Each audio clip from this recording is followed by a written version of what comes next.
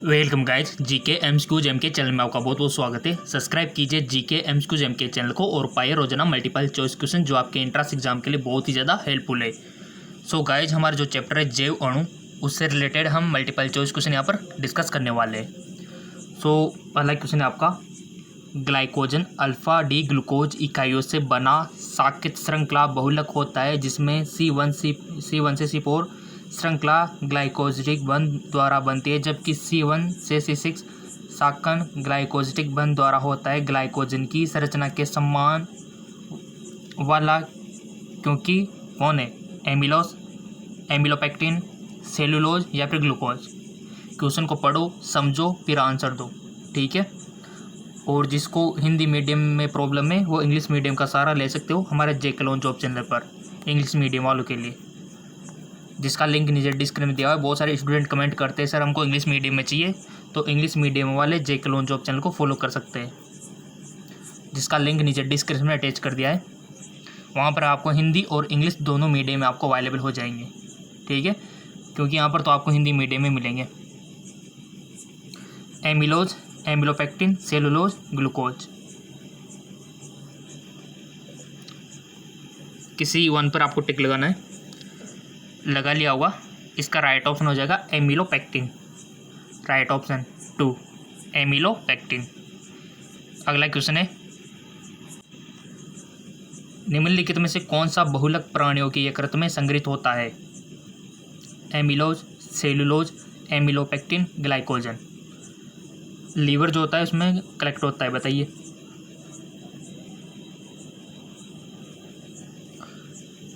सो आपने टिक लगा दिया होगा गाइज, इसका राइट ऑप्शन हो जाएगा ग्लाइकोजन। ये यकृत में संग्रहित होता है। और गाइज आपके एंट्रेंस एग्जाम बहुत नज़दीक आ चुके हैं, तो ऐसे में आपको तैयारी बहुत ज़्यादा करने की रिक्वायरमेंट है। और जैसे कि मैंने बोला कि सारी वीडियो देख लेना ताकि आपकी तैयारी अच्छी हो जाए। अगला क्वेश्चन है, सुक्रोज एक डाइसेग्राइड है जिसका एक अणु जल अपघटन से देता है। सुक्रोज एक डाइसेग्राइड है जिसका एक अणु जल अपघटन से देता है। ग्लूकोज के दो अणु, ग्लूकोज के दो अणु प्लस लैक्टोज का एक अणु, ग्लूकोज का एक अणु प्लस फ्रक्टोज का एक अणु, फ्रक्टोज के दो अणु, ग्लूकोज का एक अणु प्लस फ्रक्टोज का एक अणु। बहुत अच्छा क्वेश्चन।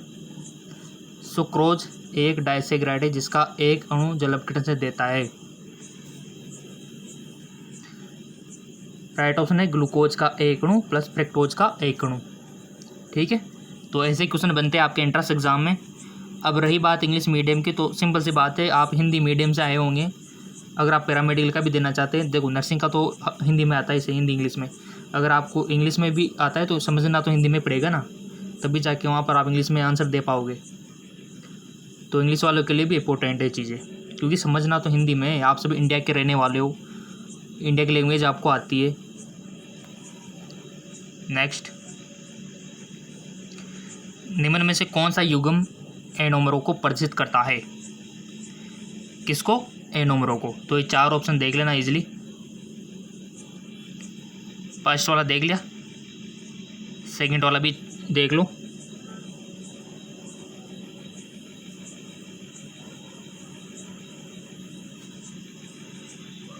ये थर्ड वाला भी देख लो, और ये फोर्थ वाला भी देख लो। और इसका जो भी आंसर हो आपको कमेंट बॉक्स में बताना है, उसके बाद हम इसका डिस्कस करेंगे, ठीक। चलते हैं आगे की ओर। क्वेश्चन है, यदि डाइसेग्राइड के अपचायक समूह यानी एल्डिहाइड अथवा कीटोन आबंधित हो तो वे अनअपचायी शर्करा होते हैं। निम्नलिखित में से कौन सा डाइसेग्राइड अनअपचायी शर्करा है? बहुत अच्छा क्वेश्चन है। फर्स्ट, सेकंड, थर्ड, फोर, बताइए गाइज कौन सा इसका राइट ऑप्शन है। पॉज करके देख सकते हो वीडियो को, संरचना अगर आपको दिक्कत आ रही हो समझने में। सो आपने समझ लिया होगा, इसका जो राइट ऑप्शन होगा सेकंड, ठीक है, ये इसका करेक्ट ऑप्शन हो जाएगा। अगला क्वेश्चन है आपका, निम्नलिखित अम्लों में से कौन सा अम्ल एक विटामिन है? बहुत अच्छा क्वेश्चन। और इसी चैनल पर मैंने विटामिन का चैप्टर आपका कंप्लीट करवा दिया है। जिसने विटामिन वाला वीडियो देख लिया होगा इस चैनल पर जो अपलोड है वो तो इसको ऐसे कर देगा। ठीक है, निम्नलिखित अम्लों में से कौन सा अम्ल एक विटामिन है? एस्पार्टिक अम्ल, एस्कॉर्बिक अम्ल, एपिडिक अम्ल या फिर सैकरिक अम्ल।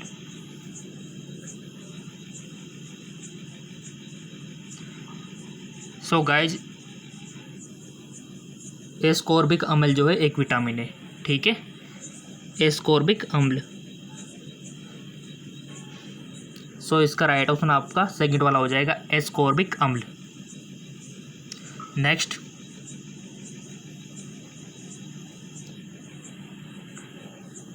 डाई न्यूक्लियोटाइड दो न्यूक्लियोटाइडों के आपस में फास्फोडाइएस्टर आबंध द्वारा जुड़ने से बनते हैं। ये न्यूक्लियोटाइड की पेप्टोन शर्करा के कौन से कार्बन परमाणु के मध्य उपस्थित होते हैं? 5 और 3, 1 और 5, 5 और 5, 3 और 5।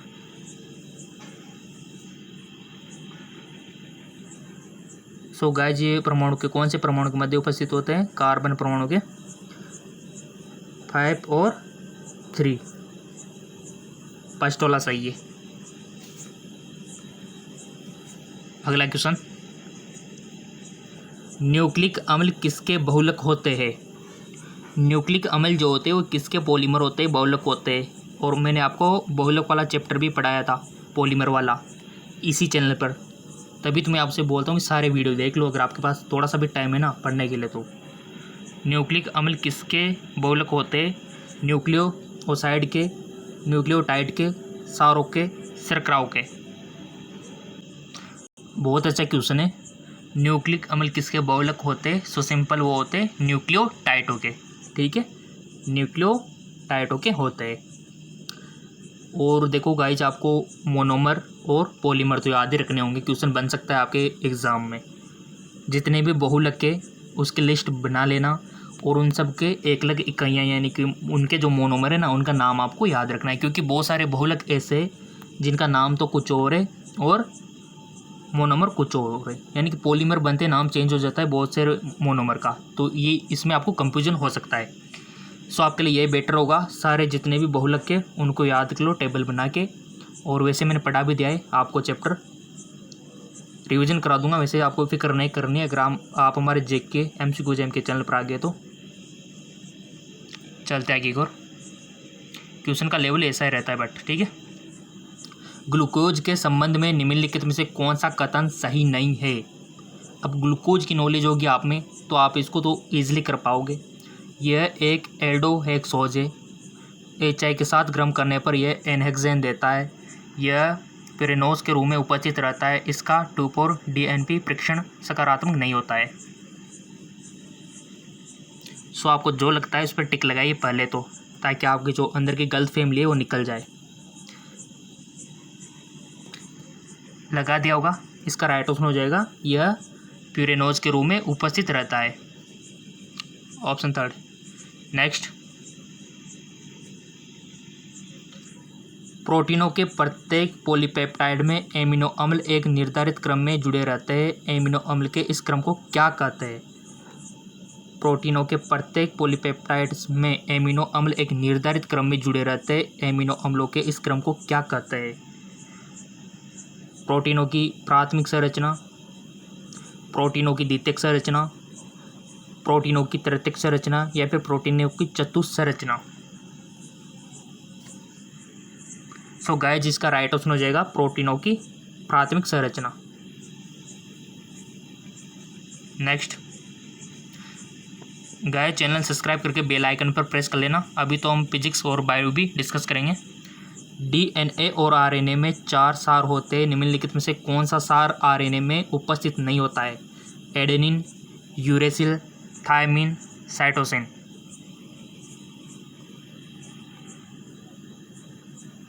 सो गाइज, इसका राइट ऑप्शन हो जाएगा, पहले आपने टिक लगाना है, लगा दिया होगा वैसे बेसिकली, क्योंकि आप अपने आप को धोखा नहीं दे सकते तो ईमानदार से आप टिक लगाओगे। सो इसका राइट ऑप्शन हो जाएगा थायमिन। ठीक है, और गाइज पढ़ लो, टाइम है भी। अगर आप अभी तैयारी नहीं करोगे, एंट्रेंस एग्ज़ाम दे के वापस लौटोगे तो आपको बहुत बहुत गिल्टी फील होगा कि थोड़ा सा पढ़ लेते तो 2-4 क्वेश्चन और सही हो जाते। वो दुख नहीं होगा अगर आप अभी पढ़ लोगे ना तो, क्योंकि हमको पता है कि जब हम एंट्रेंस एग्ज़ाम देने गए थे हमारे टाइम पे कोई भी क्वेश्चन, वैसे 75% रिजल्ट रहा था, वैसे भी अगर हमारा मन था कि 90% आए, छूट गए थे कुछ क्वेश्चन तो बहुत गिल्ट फील हुआ। ठीक है, तो होता है स्टूडेंट लाइफ में ऐसा। तो मैं आप सभी से रिकमेंड करूँगा कि जितना हो सके आप पढ़ो, जितना टाइम मिल पा रहा है उसको यूज करो पढ़ने में, समय को बर्बाद मत करो, राइट।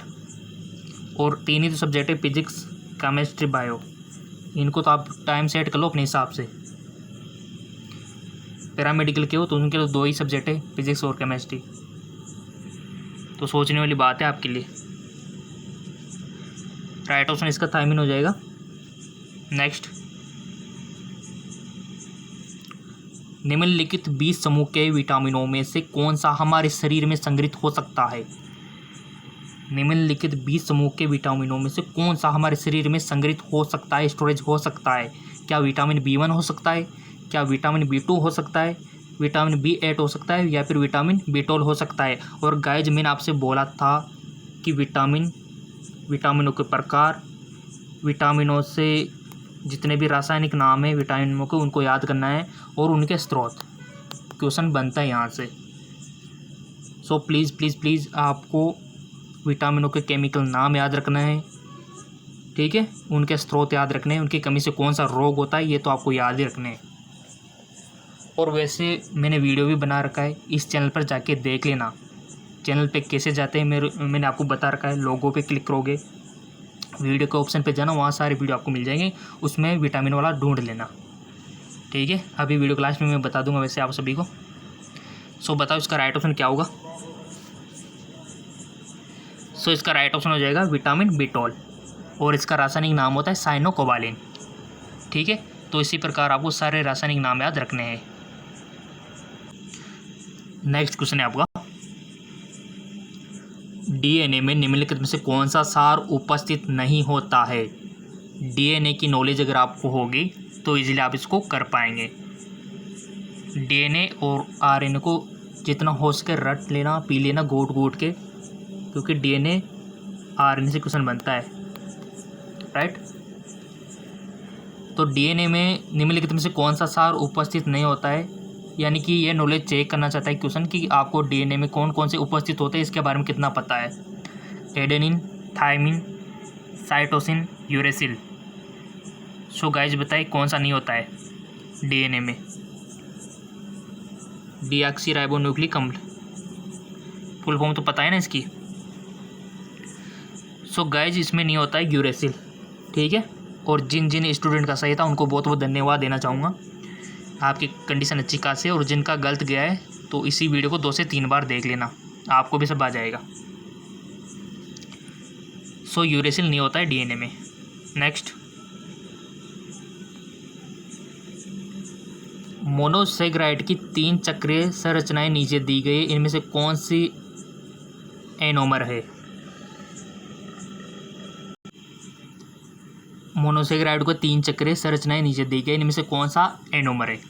तीनों संरचनाओं को आप देख लो इजीली, फर्स्ट, सेकंड, थर्ड, और इनके ऑप्शन फिर मैं आपको दिखाऊंगा, देख लिया होगा। ये इनका ऑप्शन देख लो आप, फर्स्ट और सेकंड, सेकंड और थर्ड, फर्स्ट और थर्ड, या फिर फर्स्ट और सेकंड का एनोमर और थर्ड। अब बताइए गाइस इसका राइट ऑप्शन आपको कौन सा लग रहा है?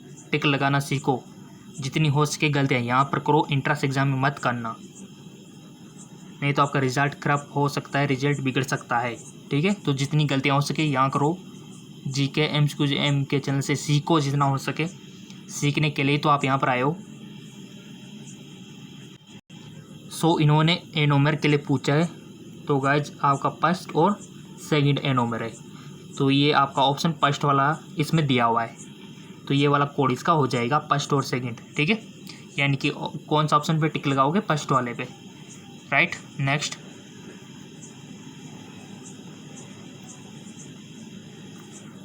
निम्नलिखित में से ग्लूकोज की कौन सी अभिक्रिया केवल इसकी चक्रीय संरचना के आधार पर स्पष्ट की जा सकती है?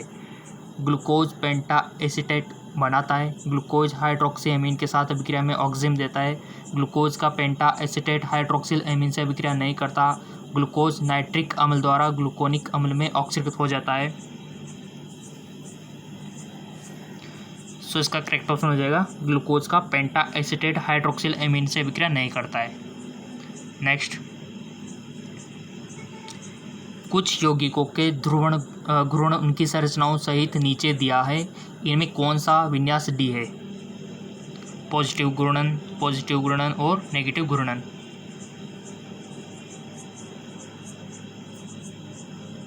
ये ऑप्शन आपके सामने है।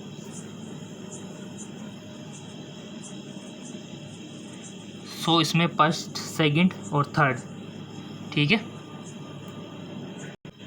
किनका विन्यास डी है? तो फर्स्ट का भी है, सेकंड का भी है, थर्ड का भी है, तीनों का है जी। तो लगा दो टिक भी आप तीनों पे, यानी कि ऑप्शन फर्स्ट वाला इसमें दिया हुआ है। एक वाला कोड आपका हो जाएगा।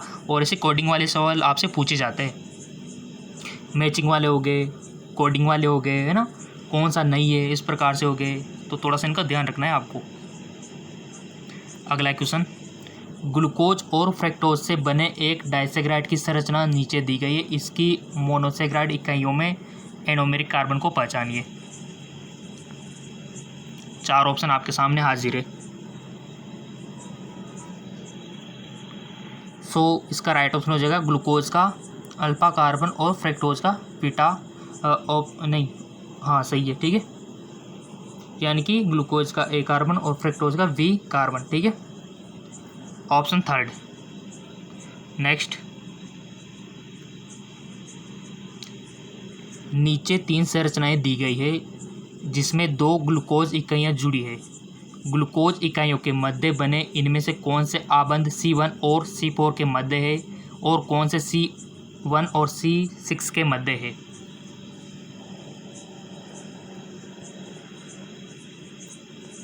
ईजिली देख लो ऑप्शन, वीडियो को पॉज करके भी आप देख सकते हो, क्योंकि संरचना थोड़ी कॉम्प्लिकेटेड है। ये 4 ऑप्शन आपके सामने है। सो गाइस, इसका राइट ऑप्शन हो जाएगा ऑप्शन थर्ड, यानी कि ए एवं C1 तथा C4 के मध्य है और B C1 तथा C6 के मध्य है, ठीक है। तो इस प्रकार के मल्टीपल चॉइस क्वेश्चन आपसे जैव अणु से बनते हैं, और आपके चैप्टर से किस प्रकार से बनते हैं वो भी यहाँ पर हम देखेंगे। तो चलिए, सो आपका जो चैप्टर है जैव अणु, वहाँ से आपको कार्बोहाइड्रेट देखने को मिलेगा, प्रोटीन वगैरह आपको देखने को मिलेगी। तो कार्बोहाइड्रेट की जो किस प्रकार से मिलकर बना होता है, कितने टाइप्स होते हैं इनके, और इसका फॉर्मूला क्या होता है, ये बेसिक नॉलेज आपको पता होनी चाहिए। कुछ एग्जाम्पल यहाँ पर दिए हुए देख सकते हो, ठीक है। और नेक्स्ट चलते हैं, देख पा रहे होंगे आप, चाहे तो स्क्रीनशॉट ले सकते हो और ये परिभाषा थोड़ा सा देख लेना। कार्बोहाइड्रेट का वर्गीकरण, क्लासिफिकेशन ऑफ कार्बोहाइड्रेट, भौतिक गुणों के आधार पे। शर्करा, जैसे कि ये स्वाद मीठे होते हैं, जल में अम्लीय होते हैं, जैसे सुक्रोज हो गया। शर्करा क्या होती है? स्वादहीन होती है, जल में अम्लीय होती है। ये बेसिक नॉलेज है जो कि आपको पता होना चाहिए, थ्योरेटिकल नॉलेज। जल अपघटन के आधार पर देख लो आप, मोनोसेग्राइड हो गया, है ना, और इसकी सारी ये बेसिक नॉलेज, सब कुछ कितना इंपॉर्टेंट आपके लिए यहाँ पर दिया हुआ है नोट्स में, देख पा रहे होंगे। ये क्रिस्टलीय होते हैं, इनका सूत्र ये होता है, ठीक है, सब कुछ यहाँ पर दिया हुआ है। जैसे कि एल्डोहेक्सेन का उदाहरण दीजिए तो ग्लूकोज, कीटोहेक्सोज का उदाहरण दीजिए तो फ्रक्टोज।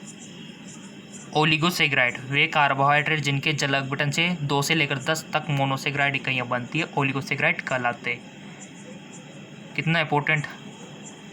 पॉलीसेग्राइड देख लो, वे कार्बोहाइड्रेट जिनके जल अपघटन से अनेक मोनोसेग्राइड इकाइयाँ प्राप्त होती है, उन्हें मोनोसेग्राइड कहते हैं। जैसे कि स्टार्च सेलुलोज, कोशिका के अणु आगे इसमें सामान्य सूत्र देख सकते हो आप। तो ये नोट्स अगर आपको चाहिए तो बता देना। वैसे बेसिकली अगर आपके पास है तो कोई दिक्कत नहीं, अगर नहीं है तो बता सकते हो आप। प्रकार उदाहरण देख लो, मोनोसेग्राइड उदाहरण देख सकते हो, ग्लूकोज, फ्रक्टोज। फ्रक्टोज क्या होता है? फलों में उपस्थित। ग्लैक्टोज क्या होता है? दूध में पाई जाने वाली शर्करा। डी ऑक्सीराइबोज यानी कि DNA, राइबोज यानी कि RNA। डाइसेग्राइड के उदाहरण देख लो आप, सुक्रोज, लैक्टोज, माल्टोज और एक किन किन से बना होता है थोड़ा सा इनको देख लेना। पॉलीसेकेराइड, ग्लाइकोजन, स्टार्च, सेलुलोज है ना, ये इनको उदाहरण आपसे पूछ लिए जा सकते हैं। विशिष्ट लक्षण यहाँ पर देख सकते हो, संचित मात्रा आपके लिए बहुत ही मतलब क्या बताएं, बहुत ही बारीकी से आपके लिए अवेलेबल कराया गया है जी, ताकि आपको इजीली याद हो सके। कार्बोहाइड्रेट के कार्य आपसे पूछे जा सकते हैं, ग्लूकोज के रूप में, ईंधन के रूप में, है ना। राइबोज, डीऑक्सीराइबोज न्यूक्लिक अम्ल के प्रमुख घटक है। मोनोसेकेराइड के मोनोमर की तरह आपस में मिलकर डाइसेकेराइड एवं पॉलीसेकेराइड का निर्माण करते हैं। तो कार्बोहाइड्रेट के कार्य सारे यहाँ पर आप चाहे तो इसका स्क्रीनशॉट ले सकते हो, बहुत सारे इसके फंक्शंस है ये सारे, ठीक है। तो इसको देख लेना, क्वेश्चन कहीं से भी बन सकता है। इसके बाद ग्लूकोज की चक्रीय संरचना, इसका चाहे तो आप स्क्रीनशॉट ले सकते हो। एनोमर आ गया, अभी क्वेश्चन बना था एनोमर से।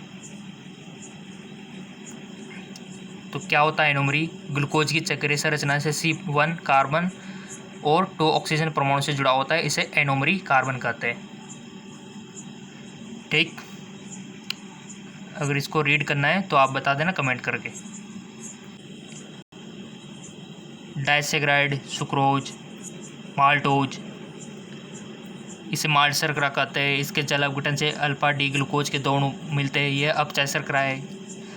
लैक्टोज के बारे में इसे दुग्ध शर्करा भी कहते हैं। इसके जल अपघटन से बीटा डी ग्लूकोज व बीटा डी ग्लूकोज बनते हैं, राइट। बीटा डी ग्लैक्टोज और बीटा डी ग्लूकोज बनते हैं, यह अपचायी शर्करा है।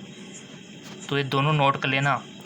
2 मोनोसेकेराइड की इकाइयाँ जिस ऑक्साइड बंध द्वारा जुड़ी होती है इसे ग्लाइकोसिटिक बंध कहते हैं। सारी चीज़ें इंपॉर्टेंट है आपके लिए, और ये नोट्स बड़ी मुश्किल से आपके लिए अवेलेबल करवाए, तभी तो कहते हैं कि चैनल को सब्सक्राइब करके बेल आइकन पर प्रेस रखें, कौन सी चीज़ कब आपको मिल जाए।